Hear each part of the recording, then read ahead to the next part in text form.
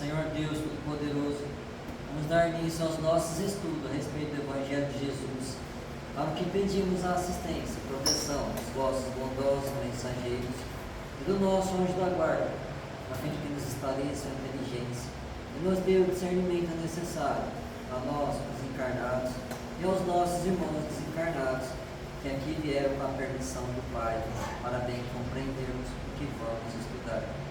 Rogamos a Jesus, o nosso mestre e guia, seja conosco no presídio da nossa reunião. Em teu nome, Senhor, o seu bendito Filho Jesus, da nossa Mãe Maria, de Ismael e da irmã veneranda, dona desta casa, damos por aberto a reunião de estudos desta noite. Assim seja. Mãos limpas. E Deus, pelas mãos de Paulo, fazia maravilhas extraordinárias. Em Atos, capítulo 19, versículo 11. O Evangelho não nos diz que Paulo de Tarso fazia maravilhas, mas que Deus operava maravilhas extraordinárias por intermédio das mãos deles. O Pai fará sempre o mesmo, utilizando todos os filhos que ele apresentar em mãos limpas. Muitos espíritos mais convencionalistas que propriamente religiosos encontraram nessa notícia dos Atos uma informação sobre determinados privilégios que teriam sido concedidos ao apóstolo. Antes de tudo, porém, é preciso saber que semelhante concessão não é exclusiva. A maioria dos crentes prefere fixar o Paulo santificado sem apreciar o trabalhador militante. Quanto custou ao apóstolo a limpeza das mãos? Raros indagam relativamente a isso. Recordemos que um amigo da gentilidade fora rabino famoso em Jerusalém, movimentara-se em elevados encargos públicos, detivera dominadoras situações. No entanto, para que o Todo-Poderoso lhe utilizasse as mãos, sofreu todas as humilhações e dispôs-se a todos os sacrifícios pelo bem dos semelhantes. Ensinou o Evangelho sobre zombarias e açoites, aflições e pedradas. Apesar de escrever luminosas epístolas, jamais abandonou um tear humilde até a velhice do corpo. Considera as particularidades do assunto e observa que Deus é sempre o mesmo Pai, que a misericórdia divina não se modificou, mas pede mãos limpas para os serviços edificantes junto à humanidade. Tal exigência é lógica e necessária, mas o trabalho do Altíssimo deve resplandecer sobre os caminhos humanos.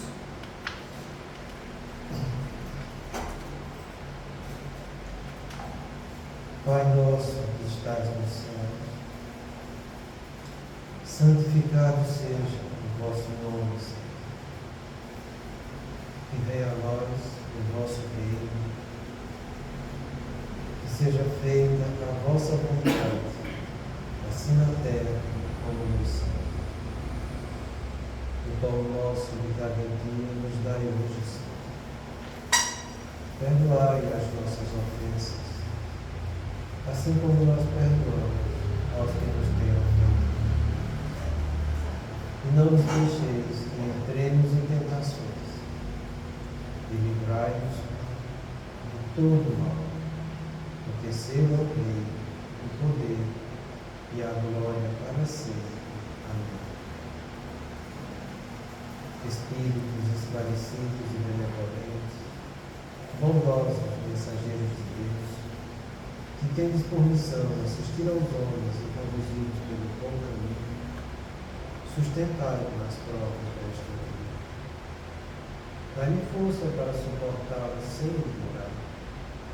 Afastai de mim os maus pensamentos e fazei que eu não dê entrada a nenhum espírito que tentasse seduzir-me e conduzir no caminho do mal. Esclarecei minha consciência com relação aos meus defeitos. Retirai-me sobre os olhos o véu do orgulho, capaz de impedir-nos perceber e confessá-los a mim mesmo. A ti, sobretudo, bondoso anjo da mar, que mais particularmente velais por mim, e a todos vós, espíritos protetores que por mim nos interessais, fazei que me torne digno da vossa proteção. Conheceis as minhas necessidades, elas sejam atendidas segundo a vontade de Deus.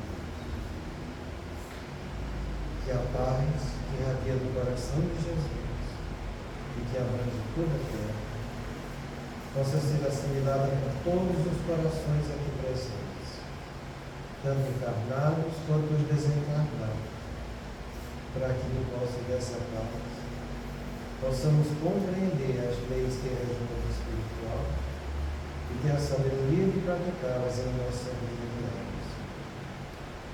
Em nome do nosso Mestre amado Jesus, da inumerable equipe espiritual que nos assiste, bem como os nossos anjos da guarda, solicitamos que a água transposta seja purificada em nosso benefício.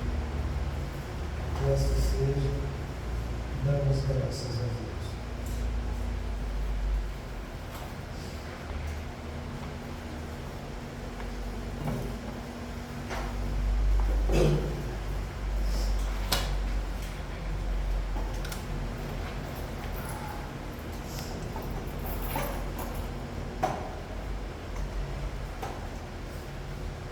Boa noite. Nós estávamos vendo na semana passada sobre espíritos que são sábios. E foi a primeira anunciada que o Além fez a respeito da obsessão e da fascinação do movimento espírita. A gente vai estudar nesse livro, onde eles, lidando com espíritos que são sábios, estavam trabalhando no aprofundamento do estudo da doutrina. E eu trouxe aqui algo de Kardec a respeito dos espíritos que são sábios. Diga-se de passagem que em todo o livro dos espíritos só existe escrita essa palavra pseudo-sábio duas vezes. Uma é na classificação, como a gente está vendo aqui agora. E outra é quando ele fala a respeito de todos nós, que ainda temos um pouco disso. Então, o Espírito Santo sabe, como ele fala, Kardec define da seguinte maneira: dispõe de conhecimentos bastante amplos para crer e saber mais do que realmente sabe. Tendo realizado alguns progressos sobre diversos pontos de vista, a linguagem deles apresenta um cunho de seriedade, de natureza a iludir com respeito às suas capacidades e lutas. Mas, em geral, isso não passa de um reflexo de preconceitos e ideias sistemáticas que nutriam da vida presente. É uma mistura de algumas verdades com erros mais poucos, através dos quais penetram a presunção, orgulho, ciúme, obstinação de que ainda não puderam se descobrir. Quando ele fala isso aqui, creio mais do que realmente sabe. A gente tem um trabalho de neurociência que foi feito há uns 20 anos atrás, foi em Harvard, chamado efeito Dunning-Kruger. Ele mostra que a aprendizagem das pessoas, de uma maneira geral, ela corresponde a uma figura em que ela, quando começa a aprender algo, ela tem uma ascensão muito grande e chega lá em cima. E quando a pessoa acha que aprendeu apenas 10%, ela acha que já sabe tudo. E depois, com o tempo, ela continuando a estudar, ela vê que não sabia, desce um pouco, para depois, com esforço, ela continuar subindo da maneira correta e edificante. Esse efeito Dunning-Kruger é algo que acontece em todos nós. Isso é um fato científico, comprovado em Harvard, no Brasil, na China, seja lá onde for. Isso traduz nada mais, nada menos do que isso aqui que a gente viu: presunção, orgulho, ciúme e obstinação. Então, quando se fala de espíritos pseudo-sábios, a gente procura entender que isso também faz parte da gente. E por fazer parte da gente, mostra-me como és que saberei quem te acompanhas. Não é assim? Se você se envolve, se entrega para esse efeito, ficando só nesses 10% de aprendizagem, que você se julga grande mestre no assunto, você leva a sua vida assim. Isso serve para tudo.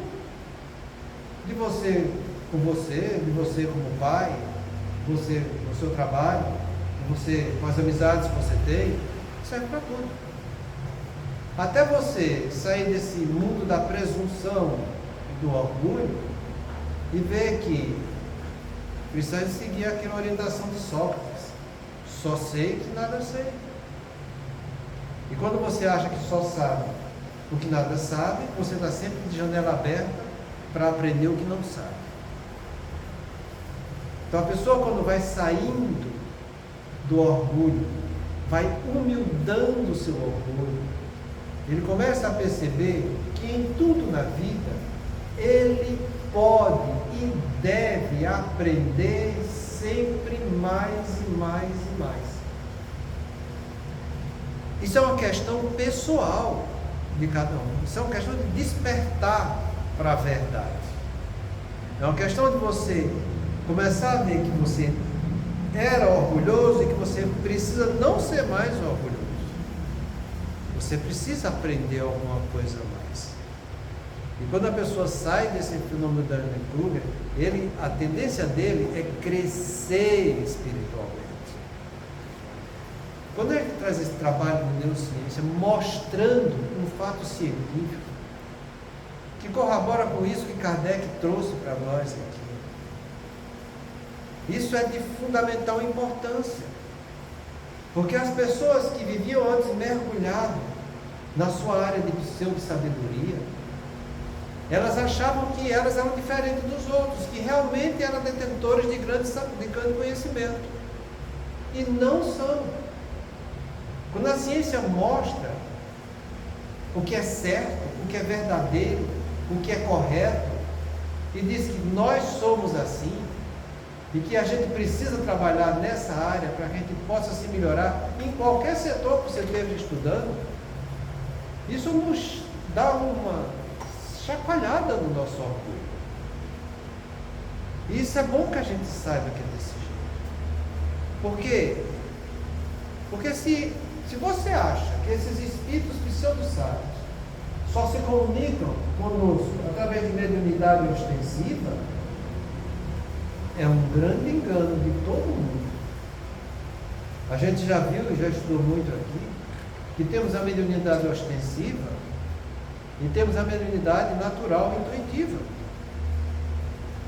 Todos nós, com nossa mediunidade intuitiva, que diz respeito a todo ser pensante que não tem retardo no seu sistema de desenvolvimento neuropsicomotor, toda vez que você está se envolvendo nessa área de Dunning-Kruger, você está atraindo para junto de você espíritos pseudo-sábios. Então não é a pessoa que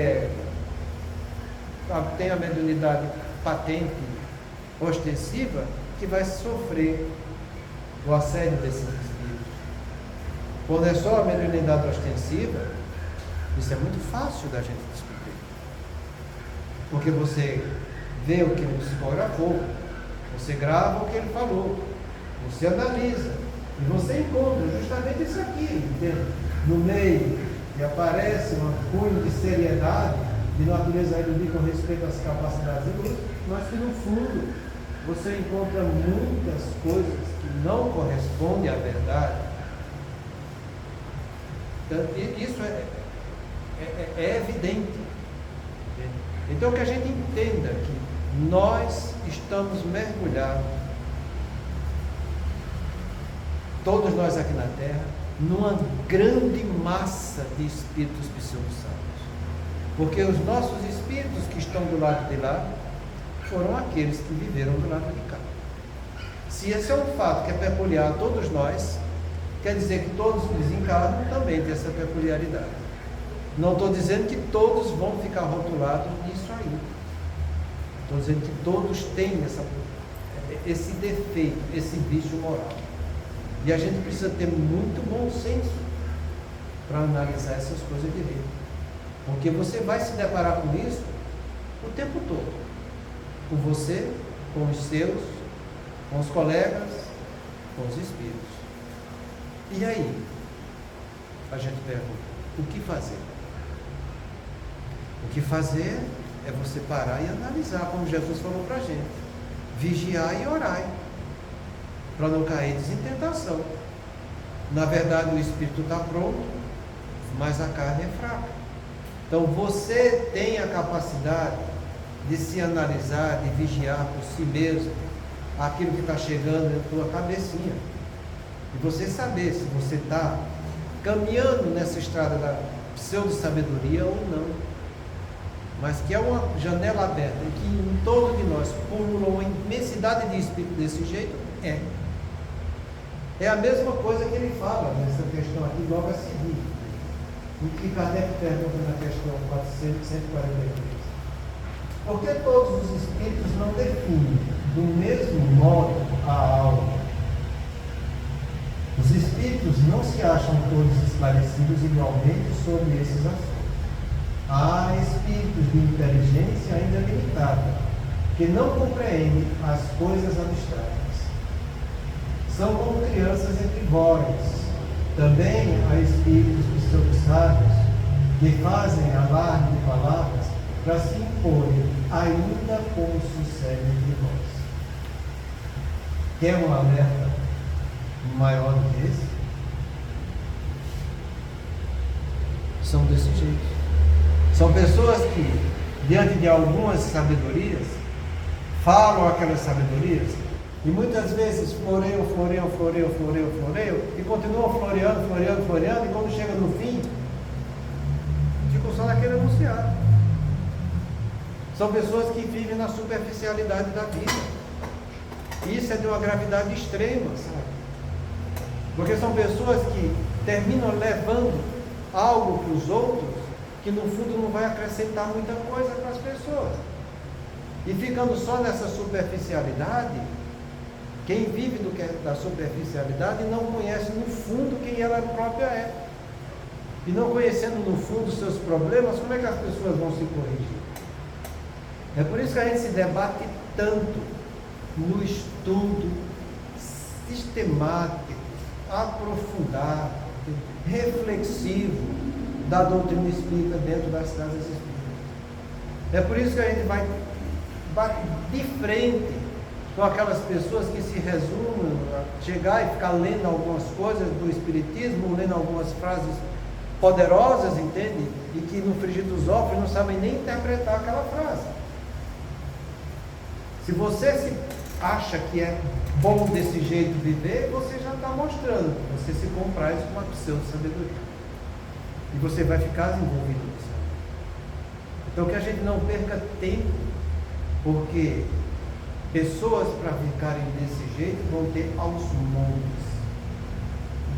Que a gente não perca tempo com pessoas e dirigentes de casas espíritas que não estão se esforçando para se aprofundar no estudo da doutrina com seriedade. Porque são pessoas que vão ficar tão comprometidas e às vezes mais comprometidas do que aqueles que estão assistindo. Porque aqueles que estão querendo dirigir estão se orgulhando, estão tendo presunção e obstinação de que estão fazendo alguma coisa produtiva e no fundo não estão levando nada de bom para ninguém. Deu para entender bem essa parte, gente? Porque isso é grave. Em tudo na vida, nós que somos espíritas, a gente precisa qualificar um pouco como nós somos e aquilo que estamos nos envolvendo. Kardec, quando fez a classificação espírita, ele fez aquilo para servir não só de diagnóstico para as pessoas em si, mas como um meio das pessoas se melhorarem. Eu sempre falei aqui nessa casa, principalmente nas reuniões mediúnicas, que eu fico muito feliz das mensagens positivas que a gente tem, se forem só espíritos bons, espíritos de benevolência. Eu fico encantado só com isso. Não precisa ser espírito de ciência, Não precisa ser espírito de moralidade, não precisa ser espírito superior, não precisa disso. A gente só precisa de uma qualidade que venha nos orientar, que eles sejam benevolentes, que eles façam o bem. Eles não precisam ser grandes instrutores, como acontecia nos livros de André Luiz ou de Divaldo, não precisa. Sendo bom, a gente sabe que a gente está sendo bem assistido. Porque a gente vai ficar mergulhado o tempo todo no planeta de provas e expiações, onde predomina o mal sobre o bem, que é onde predominam os espíritos imperfeitos. E naquele grau de espíritos imperfeitos, vocês vão ter os impuros, vocês vão ter aqueles espíritos que são levianos, vão ter os pseudo-sábios, vão ter os neutros e tem aqueles que são os batedores, que é uma classe um pouco distinta. Então, a gente passa o nosso dia a dia, o nosso feijão com arroz, mergulhado no meio desses espíritos imperfeitos. Tanto do ponto de vista mental, quanto também do ponto de vista humano civilizatório.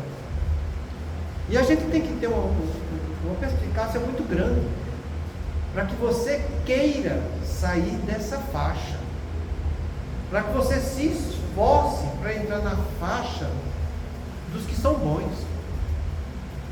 E para isso você precisa só uma coisa: querer fazer o bem.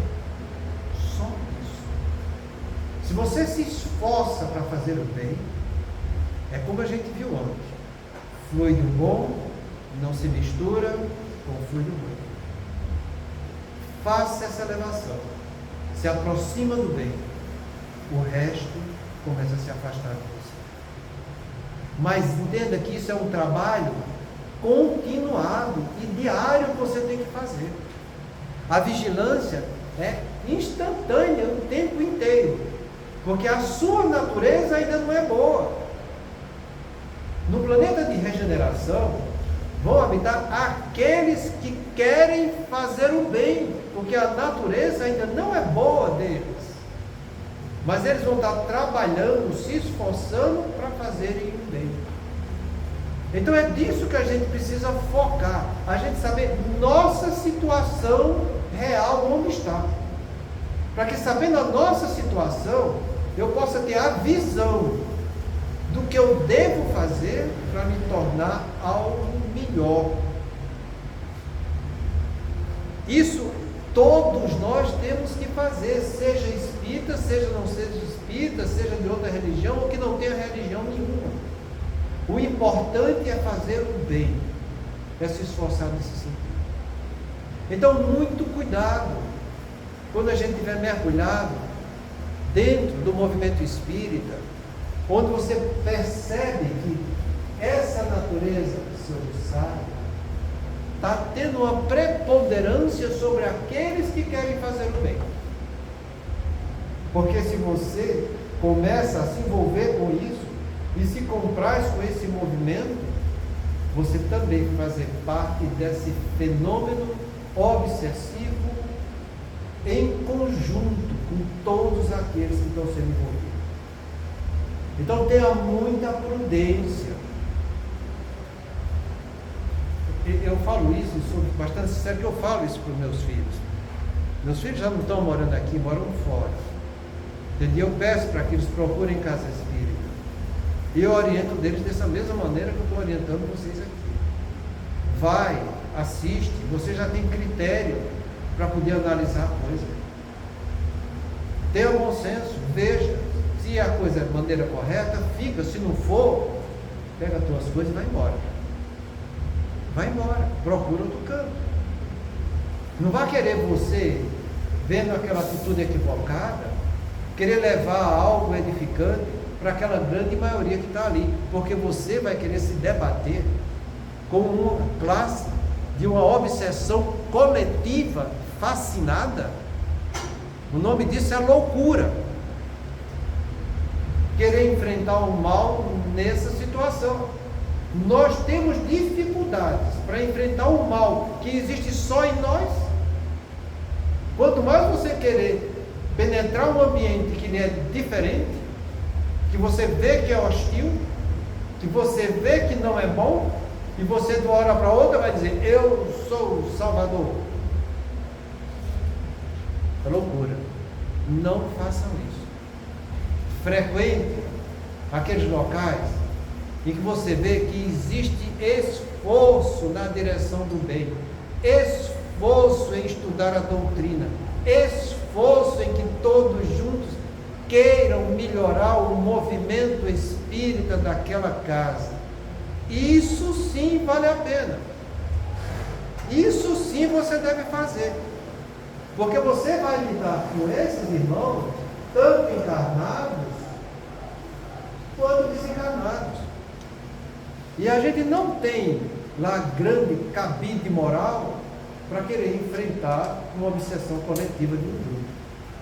Que sejamos prudentes, comecemos por nós e nos juntemos com aqueles que querem também trabalhar na direção do bem, para que juntos possamos, um auxiliando o outro, vencer as dificuldades da vida. Caso contrário, você termina sendo auxiliado e é levado de roldões. Então sejamos prudentes e vamos ter bom senso. Deu para entender essa questão do professor sábio, gente? Porque isso aqui é o tempo todo que a gente vai ter que lidar. Isso continua molhado. Então,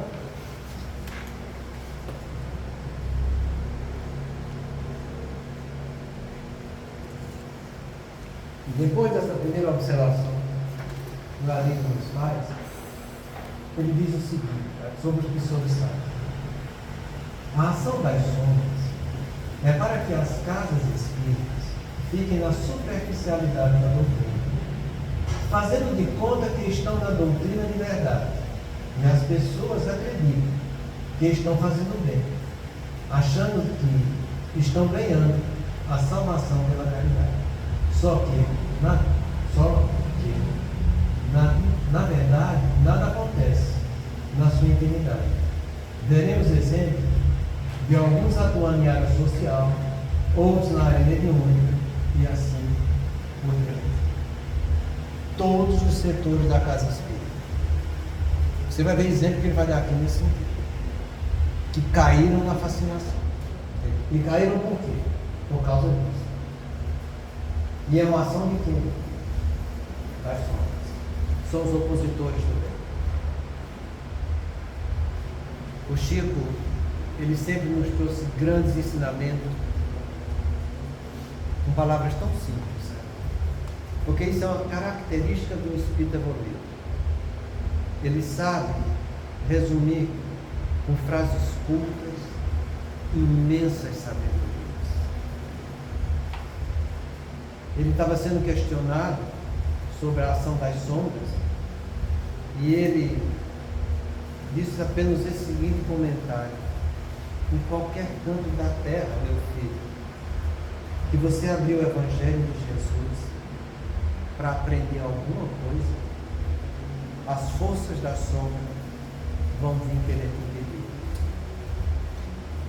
Qualquer canto da terra. Qualquer canto.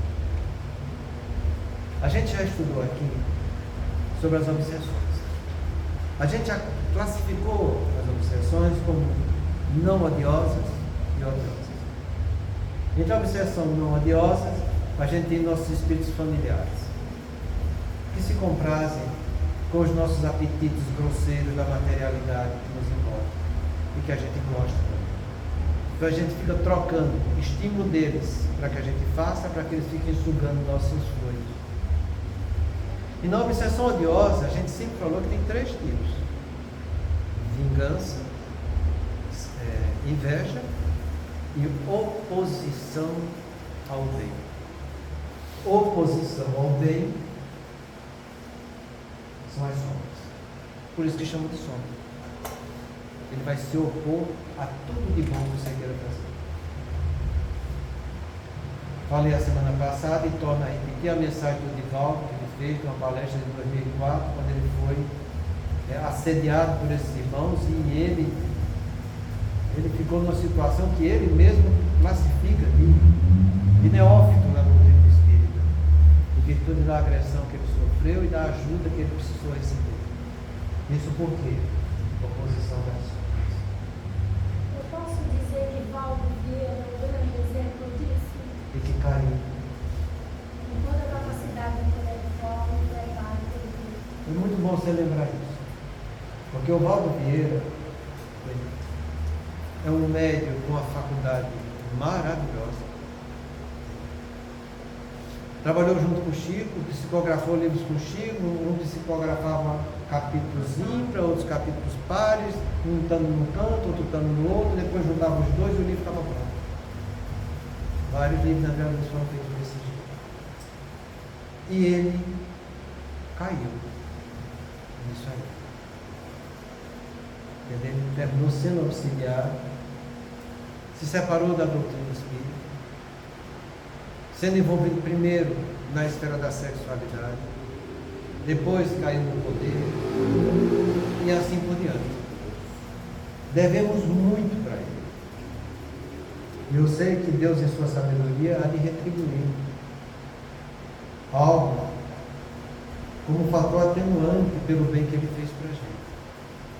Porque muitos desses livros de André Luiz que a gente tem, e eu que gosto tanto deles, a gente tem pela mão deles.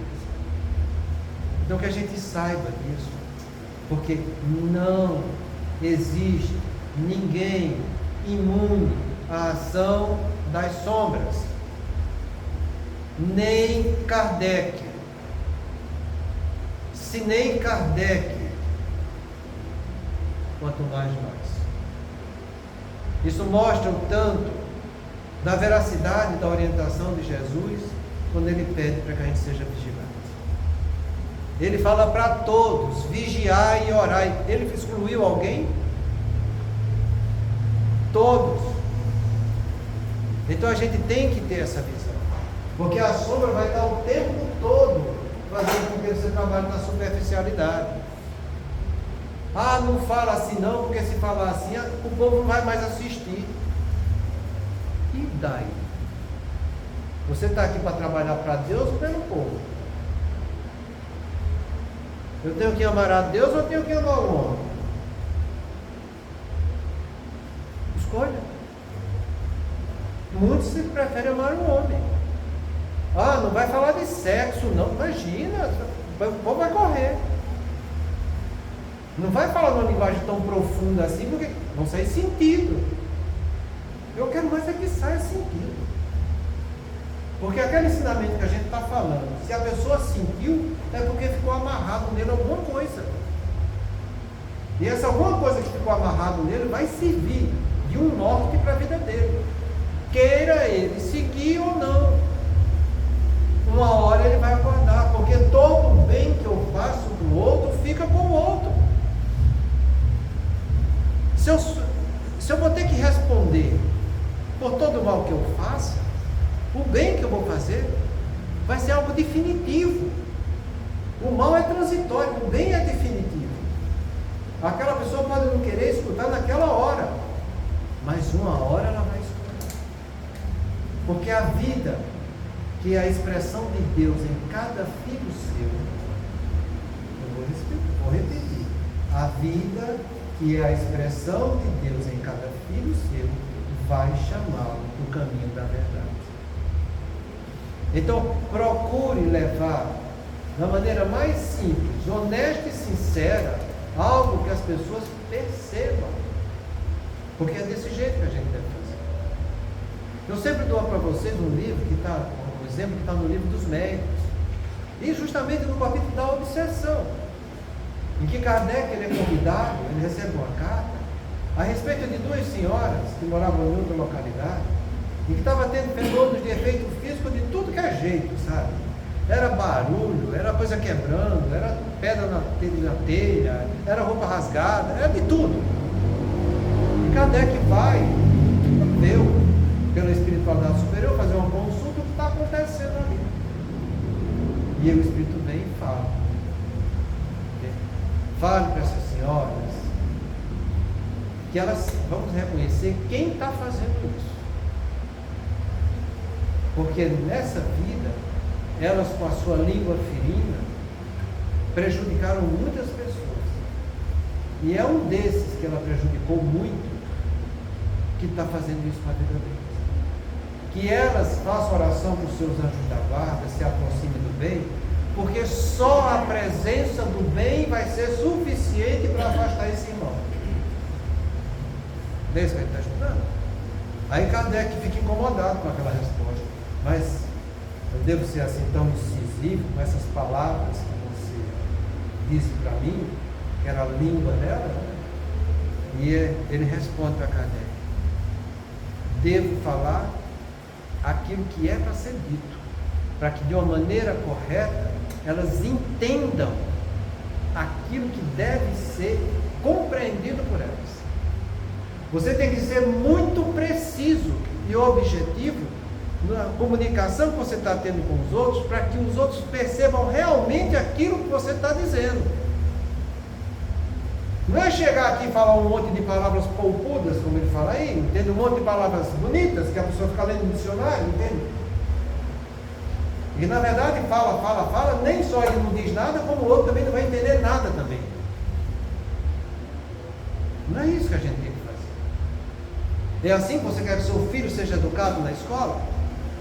Em que o professor vai falar um monte de coisa, e seu filho vai chegar em casa e o que é que o professor falou? Não sei, pai, mas falou um monte de coisa bonita, mas eu não sei.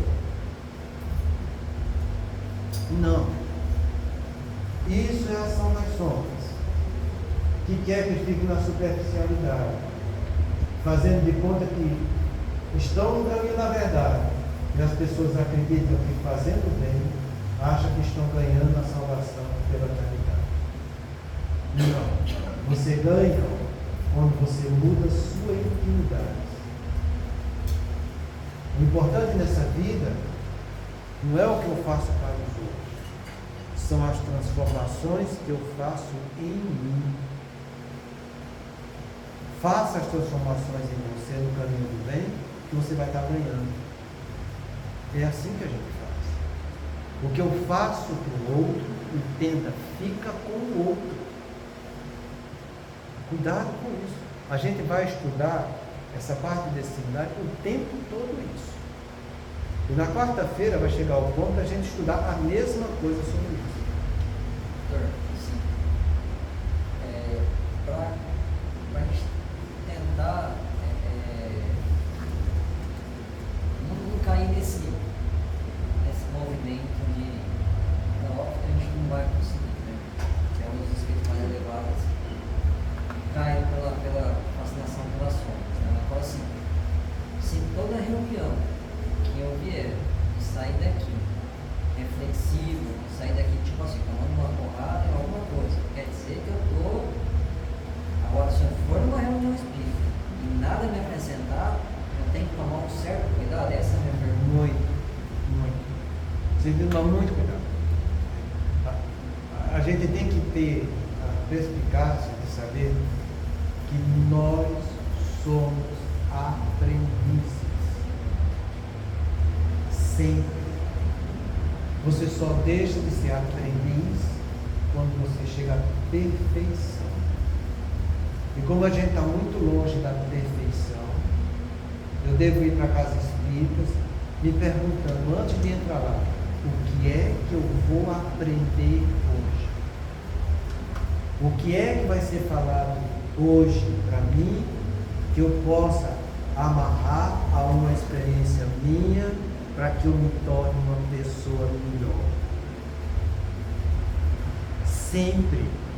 O sentimento, lembra dos pilares da saúde espiritual? Sentimento de aprendiz, dever consciencial e reconhecer a vida como uma dádiva de Deus.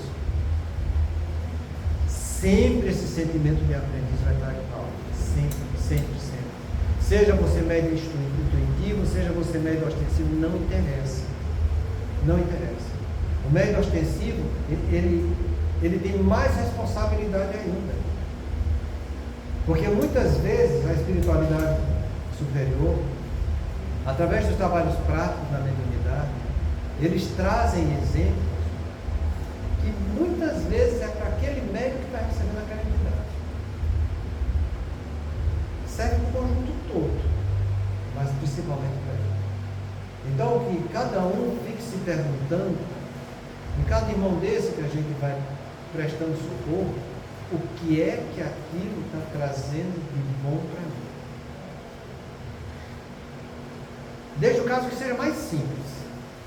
Eu vejo às vezes as pessoas questionando, entende? Dizendo, mas eu estou recebendo só pessoa que não teve consciência, que desencarnou. Nesse caso você pergunta, você está consciente que você vai desencarnar e você está preparado para isso? Se você disser que está preparado para isso, você não vai receber mais essa qualidade de irmão. São coisas muito interessantes, são coisas simples, muito objetivas que a doutrina espírita traz para a gente. E que o nosso orgulho, nossa presunção, não quer enxergar. Então, entra na casa espírita para trabalhar, seja lá qual for sua função, e pergunte para você mesmo, antes de entrar, eu preciso levar alguma coisa de positivo. Tenha olhos para ver. Porque se você ficar vindo só para participar com a sua conduta humana, civilizatória, bem, como está aqui, fiz aquilo, cumprindo só, fiz minha caridade. É isso que ele está falando aqui, não fez. Ele não fez caridade nenhuma. Entende? Caridade é um amor espiritual. Você ficou envolvido só com o amor do ponto de vista humano. O amor humano, ele vai nos despertar para que eu precisa ter uma visão acima disso para poder chegar na fraternidade e na caridade. Então, muito cuidado com isso, entende? Porque quando ele fala, na verdade, nada acontece em nossa atividade. Tem que acontecer alguma coisa.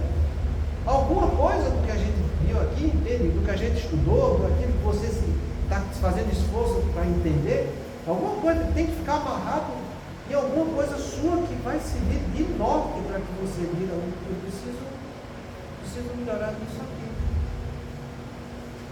Entende? E é assim que a gente vai modificando nossa intimidade. E cada vez que você se aperfeiçoar mais na sua intimidade, mais você está elevando o seu padrão vibratório, mais você está se tornando melhor. Não pense que você vai comprar para você coisas que você está fazendo para os outros. Não, de jeito nenhum. Tenha muito cuidado com isso. É o que eu estou falando. Tem muitas pessoas que vivem na superficialidade da casa espírita, que ficam falando, entende? E que na verdade o que ela fala nem ela entende, e ela não só não entende porque ela não consegue dissertar algo em cima daquilo, entende? Se ela não consegue dissertar é porque ela não tem entendimento daquilo, então ela fica repetindo,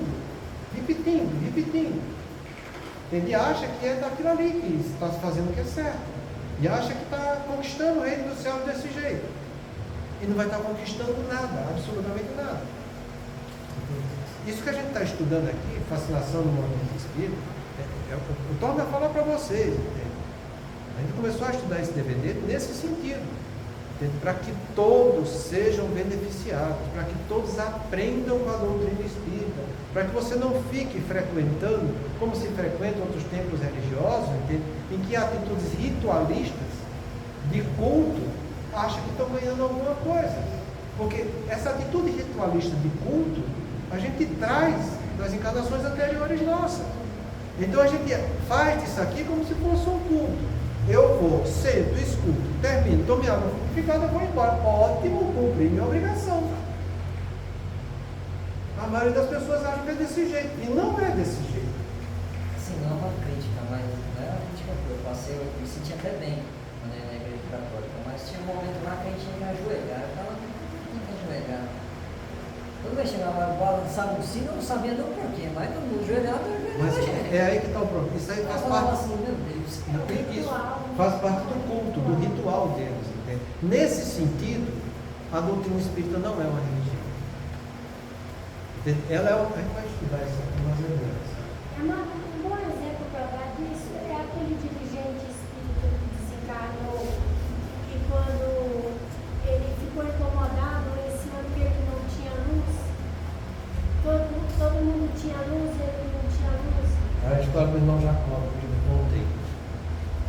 Realmente. totalmente, não deixa de ser um grande exemplo de Jacó.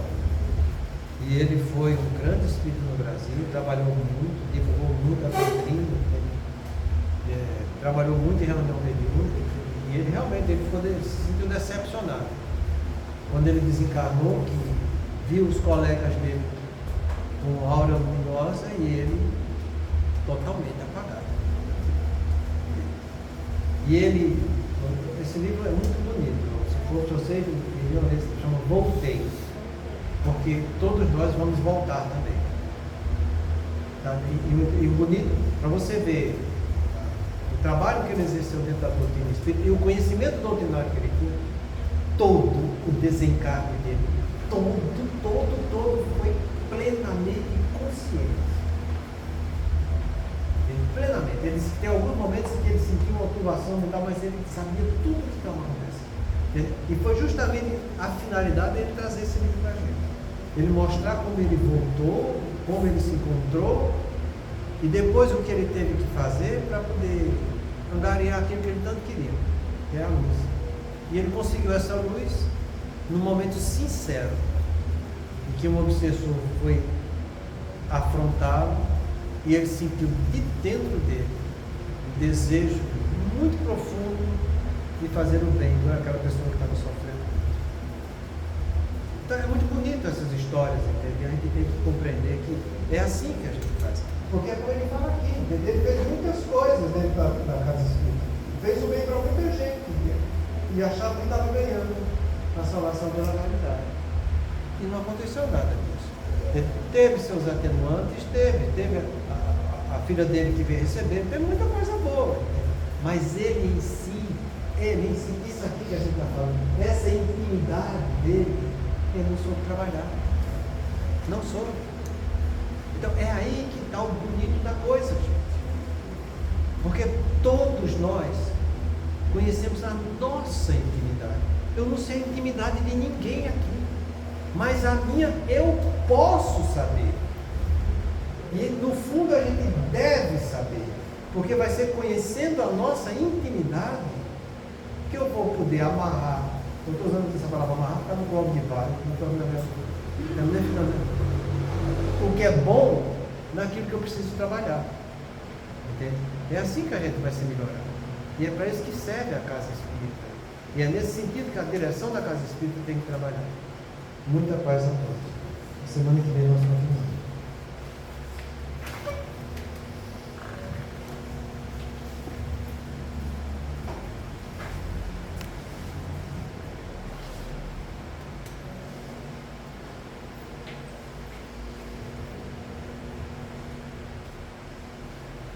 Façamos nossa prece.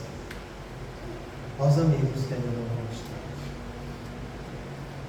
Deus misericordioso, que a tua bondade se estenda por sobre todos os espíritos que se recomendam às nossas preces, em particular os amigos que ainda não conquistamos. Bons espíritos, que tendes por única ocupação fazer o bem, intercedei comigo pelo amigo deles. Fazei que eles brilhem diante dos olhos no raio da esperança, e que a luz divina os esclareça acerca das imperfeições que os conservam distantes da morada dos bem-aventurados. Abri-lhes o coração ao arrependimento e ao desejo de se depurar, para que se lhes acelere o adensamento. Fazei-lhes compreender que os seus esforços podem encurtar a duração de suas provas. Que Deus, em sua bondade, nos dê o entendimento da fraternidade e que nos fortaleça para preservarmos juntos nas boas resoluções. Que essas palavras apassadas de benevolência possam suavizar-lhes as penas, mostrando que nos compadecemos com o seu sofrimento e que lhes desejamos toda a felicidade.